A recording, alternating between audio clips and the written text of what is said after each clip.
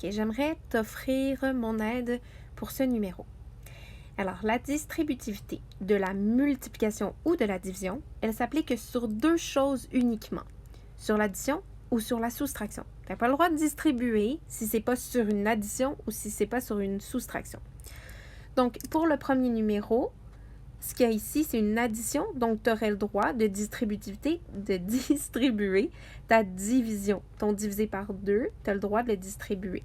Donc, c'est pour ça que ça devient 6x sur 2, donc 3x, et 4 sur 2, qui vient 2.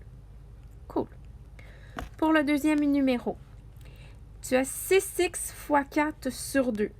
C'est une multiplication qui est au centre. Tu n'as pas de distributivité à avoir ici. Tu n'as pas le droit de diviser ton 6x et ton 4 par 2. Ça ne te donnera pas la bonne réponse.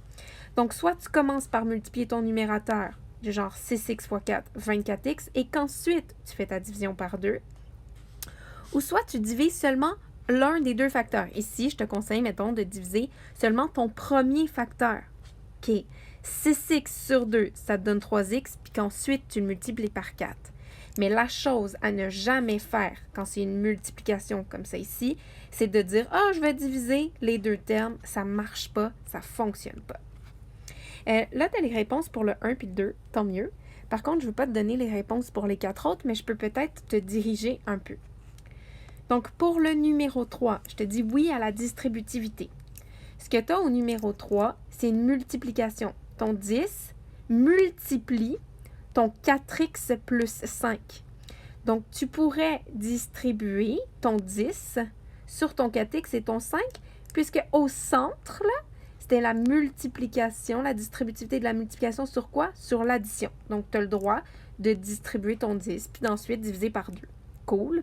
Ou sinon, si toi, tu es du genre, j'ai envie de me débarrasser du divisé par 2 en premier, tu as le droit, mais tu as juste le droit de diviser ton premier terme, ton 10 par 2, pas les autres. Pourquoi?